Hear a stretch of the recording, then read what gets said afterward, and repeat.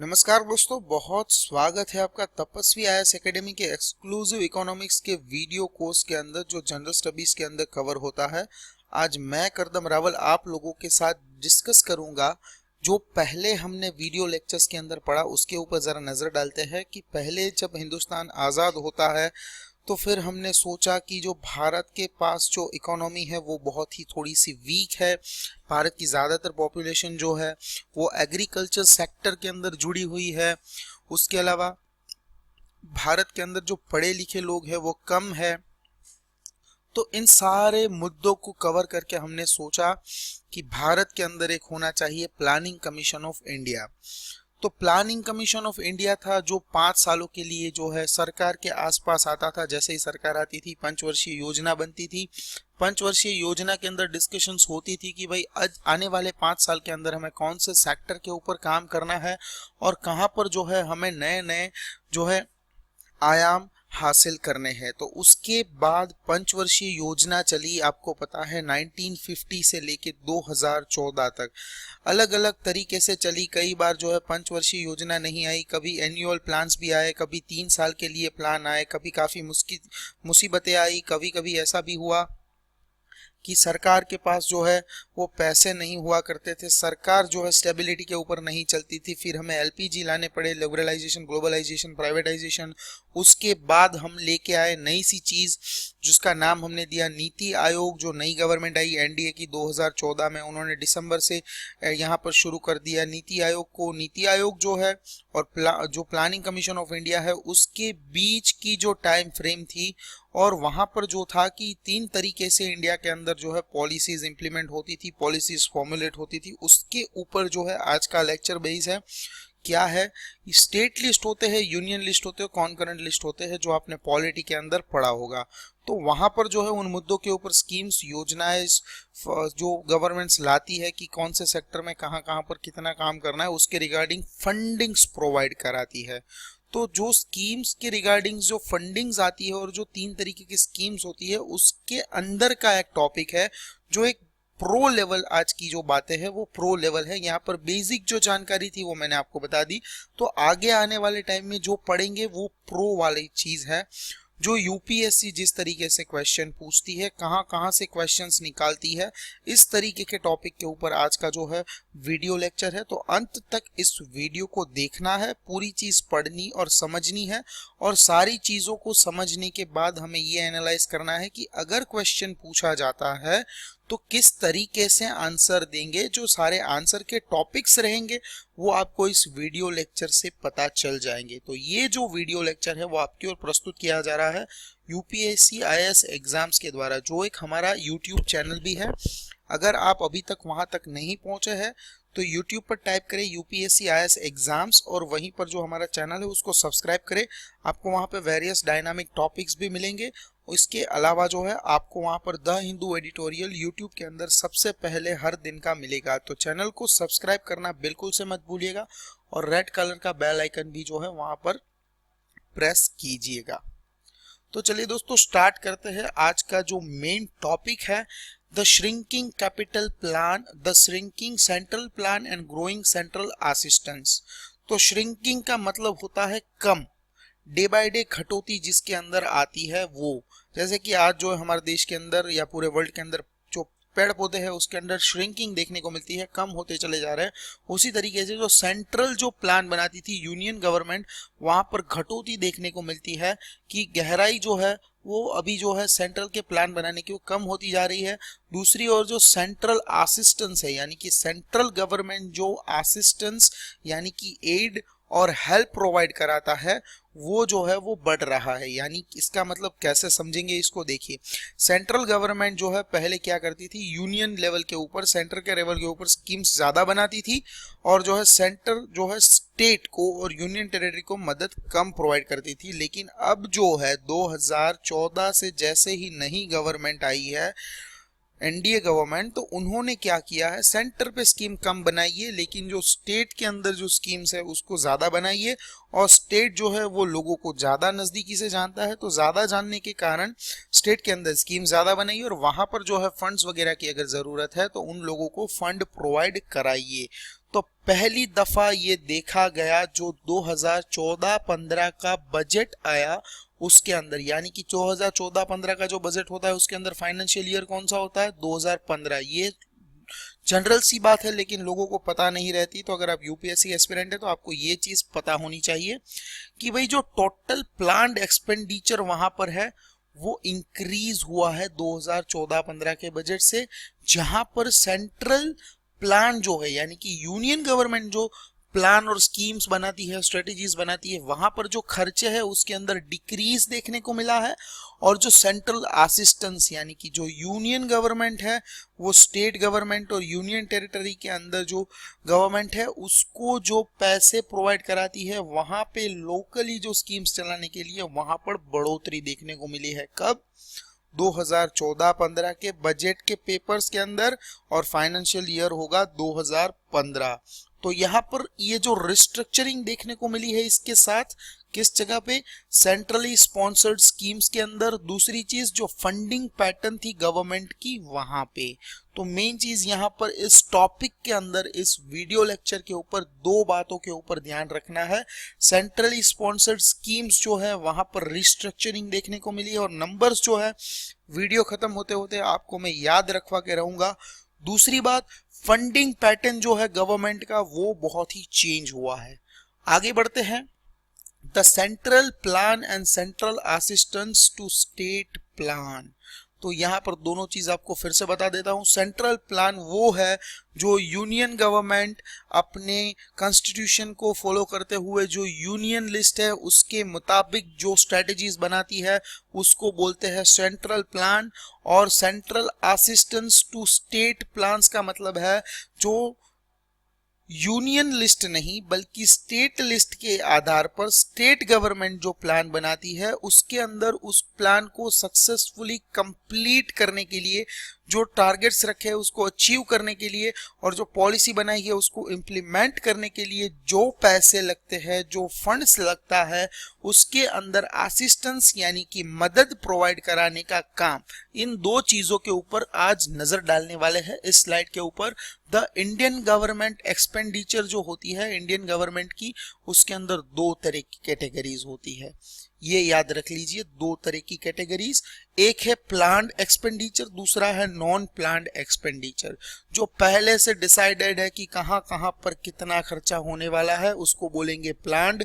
और जो कहीं पर पता नहीं है, अनसर्टेन है, क्या हो सकता है क्या नहीं हो सकता, रिस्क और अनसर्टेनिटी के आधार के ऊपर जो खर्च होने वाले हैं उसको बोलेंगे नॉन प्लान्ड एक्सपेंडिचर। तो यहाँ पे जो प्लान्ड एक्सपेंडिचर है उसको डिजाइन किया जाता है, पहले किया जाता था प्लानिंग कमीशन के द्वारा जो पंचवर्षीय योजना के अंदर कैरी आउट होते थे, और उसके बाद अब जो है कैरी आउट होता है प्लान्ड एक्सपेंडिचर किनके आदेश के द्वारा। याद रख लीजिए, यहाँ पर मैंने लिखा है इसलिए नहीं है क्योंकि आपको याद हो जाए, नीति आयोग के द्वारा। तो 2015 से नीति आयोग के द्वारा प्लान्ड एक्सपेंडिचर जो है रिकमेंडेशन के ऊपर बनता है, बाद में जो है डिसीजन के रिगार्डिंग काम होते हैं, जो फंड्स होते हैं उसके रिगार्डिंग काम शुरू होते हैं। तो जो प्लान्ड एक्सपेंडिचर है उसके अंदर भी दो भाग है। एक है सेंट्रल प्लान बजट सपोर्ट, यानी कि सेंट्रल गवर्नमेंट यानी कि यूनियन गवर्नमेंट जो यूनियन लिस्ट के आधार के ऊपर जो खर्चा करेगी। दूसरा है एडिशनल वाला यानी कि central assistance to state and union territory plans, जो मैंने आपको बता दिया। जो स्टेट गवर्नमेंट जो प्लान बनाने वाली है उसके अंदर सेंट्रल गवर्नमेंट की मदद, उसको बोलेंगे additional central assistance to state and union territory plans. तो 2014-15 से बजट, जो बजट का पेपर आया था फाइनेंशियल ईयर 2015 वाला, अकाउंट फाइनेंशियल ईयर और अकाउंटिंग ईयर 2015, उसके अंदर हमने देखा कि सेंट्रली स्पॉन्सर्ड स्कीम्स जो है उसको बना दिया सेंट्रल असिस्टेंस का ही एक भाग। क्योंकि सेंट्रल स्पॉन्सर्ड स्कीम्स का मतलब क्या होता है, वो सारी स्कीम्स, वो सारी योजनाएं जो सेंट्रल गवर्नमेंट ने बनाई है और उसको फंडिंग भी कौन करेगा, स्पॉन्सर कौन करेगा, सेंट्रल गवर्नमेंट। तो सेंट्रल स्पॉन्सर्ड स्कीम्स जो है उसको है सेंट्रल असिस्टेंस के भाग रूप यहाँ पर इंक्लूड कर दिया। और यहाँ पर जो है पहले क्या हुआ करता था, सेंट्रल स्पॉन्सर्ड स्कीम्स अलग, वहां का खर्चा अलग, जो करेगा यूनियन गवर्नमेंट। फिर है एडिशनल सेंट्रल असिस्टेंस, वो भी अलग, वहां का खर्चा भी अलग, वो भी करेगा यूनियन गवर्नमेंट। यहाँ पे दोनों चीजों को मिला दिया। तो बाद में जो है नई चीज देखनी है, द श्रिंकिंग सेंट्रल प्लान। तो सेंट्रल प्लान यानी कि जो यूनियन गवर्नमेंट यूनियन लिस्ट के मुताबिक जो प्लान्स बनाते हैं वहां पर कटौती देखने को मिल रही है। जो नंबर्स है वो कम हो रहे हैं, जो फंडिंग्स है वो भी डिक्रीजिंग अमाउंट के अंदर देखने को मिल रही है। तो डेटा देखते हैं उस टाइम का जहां पर ये चेंज देखने को मिलता है, जहां से चेंज शुरू हुआ 2014-15 से, तो वहीं का देखेंगे। सेंट्रल प्लान का जो आउटले है वहां पर एडिशनल रिसोर्सेज के अलावा जो बजट का सपोर्ट था वो था 2.36 लाख करोड़। उसके अलावा जो है internal and external budgetary resources जो है पब्लिक एंटरप्राइजेस के द्वारा वो थे 2.47 लाख करोड़ 2014-15 के अंदर, जो एक एडिशनल रिसोर्स के तरीके से यहाँ पर देखे जाते थे। फिर जो टोटल सेंट्रल प्लान का आउटले है 2014-15 के बजट के द्वारा, वहां पर फिस्कल कट देखने को मिली, फिस्कल डेफिसिट की कट देखने को मिली। और जो सेंट्रल असिस्टेंस है वो नंबर्स के साथ पढ़ेंगे अभी। जो सेंट्रल असिस्टेंस है स्टेट और यूनियन टेरिटरी के द्वारा, वहां पर इंक्रीमेंट देखने को मिला। तो सेंट्रली स्पॉन्सर्ड स्कीम्स हमने कहा कि कम होती जा रही है और उसको इंक्लूड कर दिया है असिस्टेंस के अंदर। तो क्या चेंज आया? चेंज आया यहाँ पर फोर्थ पॉइंट के अंदर, ये जो लाइन यहाँ पर अलग कर दी है अकॉर्डिंगली के नीचे से, ये लाइन याद रखनी है। पहले हुआ करती थी 126 सेंट्रली स्पॉन्सर्ड स्कीम्स और उसमें कोई फ्लैगशिप प्रोग्राम्स नहीं हुआ करते थे। सागरमाला प्रोजेक्ट है तो वो एक फ्लैगशिप प्रोग्राम है, तो फ्लैगशिप प्रोग्राम्स नहीं होते। चाइना का जो है border and road initiative BRI, तो वो है फ्लैगशिप प्रोग्राम। फ्लैगशिप प्रोग्राम यानी कि जिसको सबसे ज्यादा इंपॉर्टेंस दी जाती है वो होते हैं फ्लैगशिप प्रोग्राम। जैसे कि आज स्वच्छ भारत अभियान है तो वो एक फ्लैगशिप प्रोग्राम है। तो 126 सेंट्रल स्पॉन्सर्ड स्कीम्स थी, उसको हमने घटा के कर दिया 66। तो 66 स्कीम रख दी, ऑलमोस्ट उसको 50% से भी कम कर दिया हमने। सेंट्रल स्पॉन्सर्ड स्कीम्स को एक दूसरे में मिला मिला के जो है उसको एक दूसरे के साथ काम करवाने के ऊपर कर दिया और हमने बना दी 66 टोटल यहाँ पर स्कीम्स। और उसमें से भी 17 जो है वो है फ्लैगशिप प्रोग्राम्स, यानी कि मेनली हमने कर दी सिर्फ 49 स्कीम्स प्लस 17 फ्लैगशिप प्रोग्राम्स, कुल मिला के हो गई 66, यानी कि 66 स्कीम्स जो पहले हुआ करती थी अलग अलग 126 सेंट्रल स्पॉन्सर स्कीम्स। तो यहाँ पर जो है, यहाँ पर क्या हुआ, बजट जो एक्सपेंडिचर था 2014-15 का, वहां पर जो है स्कीम्स जो थी वहां पर हमने अमाउंट कम की और जो एडिशनल सेंट्रल असिस्टेंस जो है स्टेट को प्रोवाइड कराते थे वहां पर अमाउंट बढ़ा दी। तो क्या बढ़ाई, कैसे बढ़ाई, देखिए। बजट एक्सपेंडिचर जो 13-14 का था उसके अंदर 1,36,254 करोड़ रुपए जो है हमने यहाँ पर एलोकेट किए थे एडिशनल सेंट्रल असिस्टेंस के अंदर।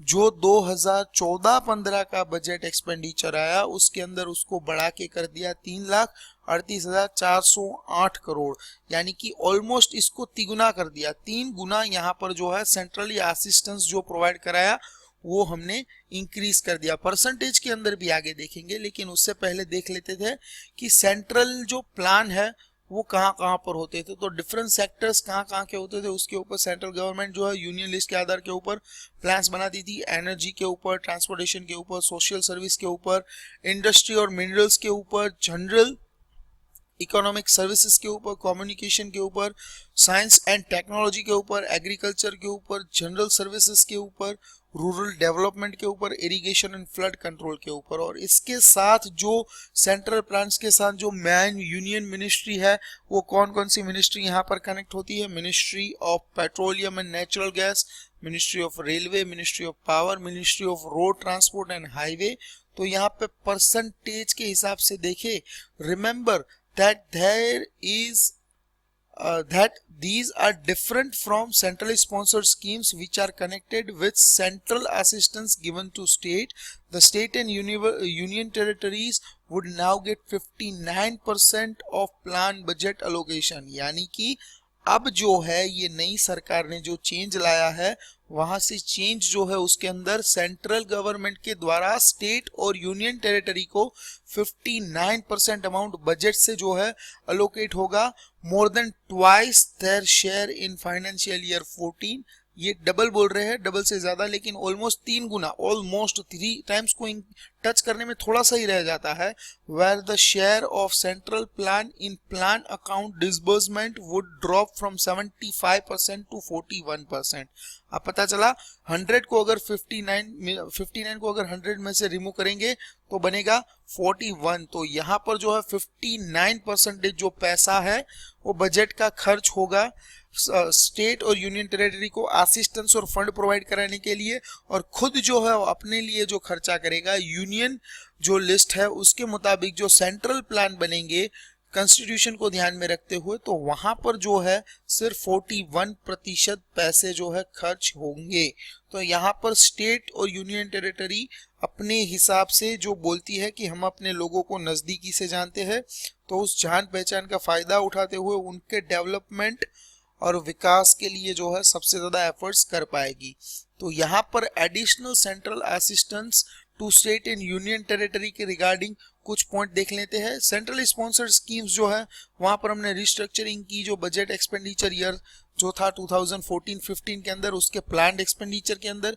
दूसरी main point 126 central sponsored schemes को हमने कंक्लूड कर दिया 66 जो स्कीम्स थी उसके अंदर, और उसमें भी हमने 17 फ्लैगशिप प्रोग्राम्स को इंक्लूड कर दिया। फिर यहाँ पे जो फंड प्रोवाइड किया गया उसके अंदर इंक्रीमेंट देखने को मिला, additional central assistance to state plans and union territory के रिगार्डिंग बजट एक्सपेंडिचर ईयर 2014-15 से। उसके बाद सिर्फ 14-15 का जो बजट आया उससे जो है हमने कई सारी जो स्कीम्स है वो सेंट्रल स्पॉन्सर्ड स्कीम्स को हमने कर दिया जो additional central assistance to state and union territory उसके अंदर इंक्लूड, जैसे कि मनरेगा जो था उसी तरह से MGNA-GA जो है तो उसको इंक्लूड कर दिया हमने, जो असिस्टेंस प्रोवाइड कराते हैं उसके लिहाज से। तो पहले जो प्लानिंग कमीशन हुआ करता था वो काम करता था गिरजिल मुखर्जी अप्रोच के अंदर, तो उसके फॉर्मूला के ऊपर काम करता था, वो नॉर्मल सेंट्रल असिस्टेंस प्रोवाइड कराता था। तो उसके अंदर क्या अलग अलग रेशियोज हुआ करते थे कि वो रेशियोज डिसाइड होते थे कि भाई स्पेशल कैटेगरी के जो स्टेट है उसको 30% सेंट्रल असिस्टेंस मिलेगा, और उसके अलावा जो 30% है उसके अंदर भी जो है 90% ग्रांट के हिसाब से प्रोवाइड किए जाएंगे, और जो 10% है वो लोन के हिसाब से प्रोवाइड किए जाएंगे। और जो स्पेशल कैटेगरी के स्टेट नहीं है, इंडिया के अंदर कितने स्पेशल कैटेगरी के स्टेट है आपको पता होने चाहिए, सर्च करना मत भूलिएगा। तो यहाँ पर जो है फॉर जनरल कैटेगरी जो है वहां पर जो रेशियो है वो 70:30 का रहेगा, यानी कि 70% जो हेल्प और फंडिंग जो है असिस्टेंस वो यूनियन यानी कि सेंट्रल गवर्नमेंट से मिलेगी, और बाकी जो स्टेट या फिर यूनियन टेरिटरी है उसको अपने हिसाब से 30% का एक्सपेंडिचर यहाँ पर जो है खुद अपने आप से करना पड़ता था। याद यहाँ पर ये रखना है कि जो स्पेशल कैटेगरी है उनको 30% सेंट्रल असिस्टेंस मिलती थी ये, और बाकी जो है उसको 70-30 के रेशियो के अंदर मिलती थी। डिफरेंस क्या है सेंट्रल सेक्टर स्कीम और सेंट्रली स्पॉन्सर्ड स्कीम, जो काफी नियर सिमिलर टर्मिनोलॉजी है, उसके रिगार्डिंग डिफरेंस क्या है ये जानना है। तो पहले जो रीब्रांडिंग हुआ सेंट्रल प्लान और additional central assistance to state and union territory plans, वहां पर 3 क्लासेस की स्कीम है। उसके अंदर पहली है सेंट्रल सेक्टर स्कीम जो अलग चीज है, सेंट्रली स्पॉन्सर्ड स्कीम्स जो ये भी अलग चीज है, सेंट्रली असिस्टेंस प्रोवाइड कराने वाली स्कीम्स वो भी अलग चीज है। सेंट्रल असिस्टेंस स्कीम है उसके अंदर भी अलग अलग तरीके की स्कीम है, जैसे नॉर्मल सेंट्रल असिस्टेंस प्रोवाइड कराने वाली स्कीम, स्पेशल असिस्टेंस प्रोवाइड कराने वाली स्कीम और एडिशनल असिस्टेंस प्रोवाइड कराने वाली स्कीम। तो इन तीनों के अंदर जो डिफरेंस है वो काफी सिंपल है, सिर्फ फंड्स के रिगार्डिंग डिफरेंस है। नॉर्मल के अंदर नॉर्मल है, इसके अंदर कुछ खास चीज नहीं है। नॉर्मल जो किसी कैटेगरी के अंदर स्पेशल में नहीं है, एडिशनल में नहीं है, वो नॉर्मल है। स्पेशल के अंदर वो है कि जो काम कंप्लीट करना है उसके रिगार्डिंग पैसे कंपलसरी खर्च करने ही पड़ेंगे, तो स्पेशल उसको क्राइटेरिया के अंदर रखते हुए पैसे देने पड़ेंगे, तो उसको बोलेंगे स्पेशल सेंट्रल असिस्टेंस प्लान। और जो एडिशनल है उसका मतलब ये है कि भाई कंप्लीट होगी, लेकिन यहाँ पर जो है फंड्स कम पड़ रहे हैं, तो फंड्स आप थोड़े से और ज्यादा रिलीज करें यूनियन से, तो जो है स्टेट के अंदर प्लान्स कंप्लीट हो जाएंगे। तो यहाँ पर जो एडिशनल फंड्स प्रोवाइड किया जाता है तो उसको इंक्लूड किया जाता था एडिशनल सेंट्रल असिस्टेंस के अंतर्गत। तो यहाँ पर जो है सेंट्रल सेक्टर स्कीम जो है और सेंट्रल स्पॉन्सर स्कीम जो है, ये एक डिफरेंस है। तो सेंट्रल स्पॉन्सर स्कीम्स मैंने आपको बता दिया कि जो यूनियन जो गवर्नमेंट है वो बनाती है और वो उसी की ग्रांट और जो पैसे दिए जाते थे उसी के ऊपर से चलती थी। लेकिन यहाँ पर सेंट्रल सेक्टर स्कीम है, इसका मतलब ये है कि 100% जो स्कीम है उसका खर्चा उठाएगी यूनियन गवर्नमेंट और इसको इम्प्लीमेंट करेगी यूनियन गवर्नमेंट और उनकी मशीनरी और उनकी मैकेनिज्म। तो सेंट्रल सेक्टर स्कीम है वो फॉर्मुलेट होती है यूनियन लिस्ट के आधार के ऊपर। तो सेंट्रल मिनिस्ट्री जो है वो यहाँ पर जो है इम्प्लीमेंट करती है इस स्कीम को और यहाँ पर जो है डायरेक्टली इनको मदद करती है सारे स्टेट की गवर्नमेंट और यूनियन टेरिटरी की गवर्नमेंट। और जो रिसोर्स है, जो स्कीम के रिगार्डिंग जो फंड है वो मेनली प्रोवाइड कराती है सेंट्रल मिनिस्ट्री, सेंट्रल गवर्नमेंट। और जो पैसे है वो ट्रांसफर किए जाते थे स्टेट को, यानी कि यूनियन गवर्नमेंट जो है वो इसको इम्प्लीमेंट करती थी और पैसे जो है यहाँ पर स्टेट गवर्नमेंट को ट्रांसफर नहीं किए जाते अनटिल एंड अनलेस उनको वर्क करने के लिए वहां पर पैसे चाहिए, तभी यहाँ पर जो पैसे है उनको ट्रांसफर किए जाते थे। बाकी जो अगर जो कोई भी काम है वो सेंट्रल गवर्नमेंट उन्हीं के स्टेट के अंदर सेंट्रल गवर्नमेंट अपनी ऑफिस से अगर वो स्कीम इंप्लीमेंट करवा सकती है तो स्टेट को वहां पर कुछ पैसे नहीं मिलेंगे। तो राजीव गांधी ग्राम विद्युतीकरण योजना जो थी वो जो थी एक 100% सेंट्रल सेक्टर स्कीम थी, उसको यहाँ पर हमने रिस्ट्रक्चर कर दिया और नाम दे दिया restructure accelerated power development and reform programme. तो ये जरूर से याद रखिए, ये बहुत इंपॉर्टेंट पॉइंट है। मेन एग्जांपल है सेंट्रल सेक्टर स्कीम का कि 100% जो पैसे है यूनियन लिस्ट के मुताबिक यूनियन गवर्नमेंट जो खर्च करती है और काम आती है। ये जो हमारी योजना का नाम है ये राजीव गांधी ग्राम विद्युतीकरण योजना, और हमने इसको चेंज करके बना दिया restructured accelerated power development and reform programme, जिसका शॉर्ट फॉर्म है APDRP। तो यहाँ पर नोट करने वाली बात यह है कि सेंट्रल सेक्टर स्कीम है, यहाँ पर जो फंड प्रोवाइड किए जाते हैं वो ऐसा नहीं है कि स्टेट को नहीं प्रोवाइड किए जाते, कभी कभार प्रोवाइड भी किए जाते हैं। ये एजेंसी के माध्यम से जाते हैं जिसको RAC एंड PFC जो स्टेट के होते हैं उसके मुताबिक यहाँ पर जो है पैसे इनको मिलते हैं और इनडायरेक्टली जो है पैसे स्टेट को मिलते हैं। प्रोजेक्ट लेवल के बेसिस के ऊपर यहाँ पर जो है फंड रिलीज होता है। 10% काम हुआ है तो 10% का पैसा मिला था, 50% तक पहुंचाना है तो 10 से 50 तक का जो पैसा है वो ट्रांसफर होगा। और यहाँ पे जो स्कीम है इसके अंदर भी क्लासिफाइड कर दी है एडिशनल सेंट्रल असिस्टेंस स्कीम को। तो ये पॉइंट जो है इसको याद रखना है। तो यहाँ पर जो है इनमें से दो ऐसी स्कीम्स है जिसको हमने एडिशनल सेंट्रल असिस्टेंस स्कीम्स के अंदर हमने इंक्लूड कर दिया है। तो राजीव गांधी ग्राम विद्युतीकरण योजना आपको हमेशा याद रखनी है, कहीं पर भी आपको जो है हेल्प करेगी। तो सेंट्रली स्पॉन्सर्ड स्कीम्स, जो डिफरेंस हम पढ़ रहे थे कि सेंट्रल सेक्टर स्कीम और सेंट्रल स्पॉन्सर्ड स्कीम जो नियर सिमिलर नाम लगते हैं, तो कैसे डिफरेंस करेंगे। सेंट्रल सेक्टर स्कीम समझ लिया। अब सेंट्रल स्पॉन्सर्ड स्कीम, जो सेंट्रल स्पॉन्सर्ड स्कीम होती है वो बनाई जाती है स्टेट के लिए, लेकिन बनाता है यूनियन गवर्नमेंट और यहाँ पर जो है फंडिंग्स भी प्रोवाइड कराता है, लेकिन ये पार्टनरशिप के अंदर चलती है। यहाँ पर 5 तरीके की पार्टनरशिप होती है। एक पार्टनरशिप होती है 50-50 सेंट्रल गवर्नमेंट और स्टेट गवर्नमेंट, या फिर स्टेट गवर्नमेंट में जब भी बोलूँ तो आपको यूनियन टेरिटरी इसके साथ ही समझ लेनी है। स्टेट गवर्नमेंट और जो यूनियन गवर्नमेंट है वो 50-50 शेयर करेंगे पैसे खर्चे। 70-30 का एक रेशियो होता है, 70% जो है वो स्टेट गवर्नमेंट प्रोवाइड कराएगी और 70% माफ कीजिएगा 70% जो है वो यूनियन गवर्नमेंट प्रोवाइड करेगी फंड, 30% जो है स्टेट गवर्नमेंट फंड प्रोवाइड करेगी। फिर है 75% और 25%। तो 75% पैसे जो है यूनियन गवर्नमेंट देगी, 25% स्टेट गवर्नमेंट देगी। और इसके अलावा 90-10 का एक रेशियो है, 90% यूनियन गवर्नमेंट का खर्चा फंड प्रोवाइड करने का और 10% जो है वो स्टेट गवर्नमेंट का जो खर्चा फंड प्रोवाइड कराने का यहाँ पर रहेगा। और बाद में जो है यहाँ पर एक नई चीज आई नई गवर्नमेंट के साथ 60-40 का रेशियो। तो 60-40 का रेशियो भी आया जिसके अंदर जो है स्टेट गवर्नमेंट जो है 60% पैसे प्रोवाइड करेगी और जो है माफ कीजिएगा सेंट्रल गवर्नमेंट जो है वो 60% पैसे प्रोवाइड करेगी फंड्स के और 40% जो है वो स्टेट गवर्नमेंट जो है फंड्स के पैसे प्रोवाइड कराएगी। तो इसी तरीके से काम करती है सेंट्रली स्पॉन्सर्ड स्कीम जो फॉर्मुलेट होती है स्टेट लिस्ट के आधार के ऊपर। और यहाँ पर जो है सेंट्रली स्पॉन्सर्ड स्कीम्स पहले 126 थी, अब बना दी हमने 66 के अंदर भी हमने 17 फ्लैगशिप प्रोग्राम्स इंक्लूड कर लिए। तो मेनली जो सिर्फ स्कीम्स रह गई वो हो गई 49 और फ्लैगशिप को इंक्लूड करेंगे तो 17 वो यानी कि 49 प्लस 17 इज इक्वल टू 66 यानी कि 66 स्कीम्स जो हमने सेंट्रल स्पॉन्सर स्कीम्स थी वो घटा के कर दी।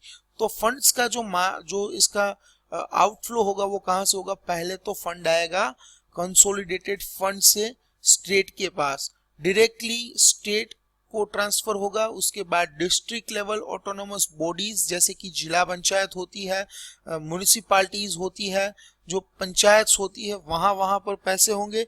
या फिर जो है अगर कहीं पर जो है इम्प्लीमेंटिंग कराने के लिए एजेंसी जो है हमने जो है बना के रखी है तो उसको यहाँ पर पैसे जो है कंसोलिडेटेड फंड से डायरेक्टली छोड़ के यहाँ पर मिलेंगे।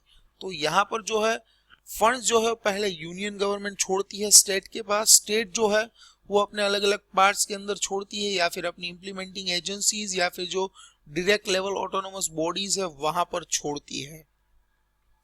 तो इस तरीके से जो है सेंट्रली स्पॉन्सर्ड स्कीम्स काम करती है। और बाद में यहाँ पर जो लास्ट की पॉइंट है वो है एडिशनल सेंट्रल असिस्टेंस स्कीम्स, यानी कि जो स्कीम बनी है उसको इम्प्लीमेंट करा रही है स्टेट गवर्नमेंट और यूनियन गवर्नमेंट मिल बांट के, और वहां पर जो है पैसे की कमी आ रही है तो पैसे की कमी प्रोवाइड कराई जाएगी यूनियन गवर्नमेंट के द्वारा। एडिशनल तरीके से जो असिस्टेंस प्रोवाइड किया जाएगा central assistance central assistance scheme के माध्यम से। तो यहाँ पर कुछ स्कीम्स के उदाहरण दिए गए हैं जो यूनियन पैसे जो है स्टेट को देती है और इम्प्लीमेंट करती है इसको स्टेट। यहाँ पर यूनियन लिस्ट के आधार पर भी स्कीम होती है और स्टेट लिस्ट के आधार पर भी स्कीम होती है।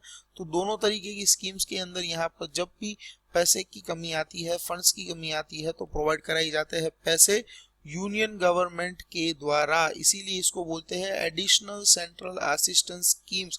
कंफ्यूज कहीं पर भी नहीं होना है, इसीलिए मैं इतना स्लोली आपको समझाने की कोशिश कर रहा हूं। तो स्कीम्स के नाम आप याद रख लीजिए कि कौन कौन सी स्कीम्स के अंदर एडिशनल सेंट्रल असिस्टेंस प्रोवाइड किए जा रहे हैं और कहां पर एडिशनल सेंट्रल असिस्टेंस स्कीम्स है। तो Jawaharlal Nehru national urban renewal mission जो है जो हमने 2005 के अंदर शुरू किया JNNURM, उसी साल 2005 के अंदर बांग्लादेश के अंदर DWASA नाम की स्कीम आई। दोनों के जो क्राइटेरिया और जो स्ट्रेटेजीज है वो सेम थी और जो बांग्लादेश ने स्कीम को इम्प्लीमेंट किया तो उन्होंने इम्प्लीमेंटेशन के साथ 100% काम कंप्लीट कर लिया। बल्कि इंडिया के अंदर जो है आज भी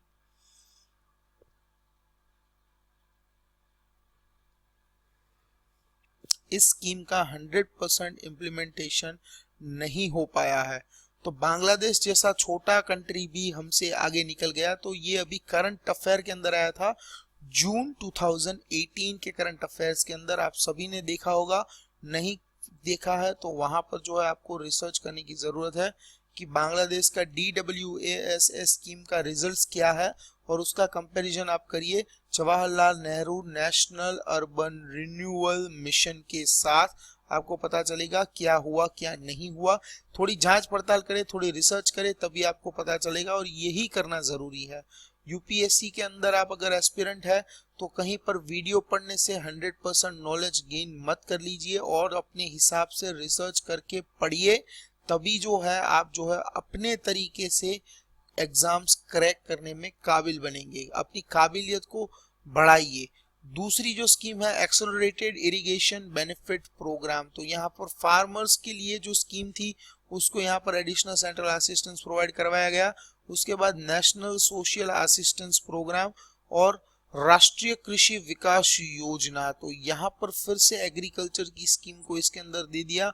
फिर जो हमारी सेंट्रल सेक्टर स्कीम थी राजीव गांधी ग्रामीण विद्युतीकरण योजना, फिर दूसरी जिसको हमने नाम चेंज कर लिया restructured accelerated power development and reform programme. उसके बाद जो है बैकवर्ड रीजन ग्रांट फंड, जिसका नाम आपको याद रखना है BRGF। इसके ऊपर यूपीएससी ने क्वेश्चन पहले भी पूछा है।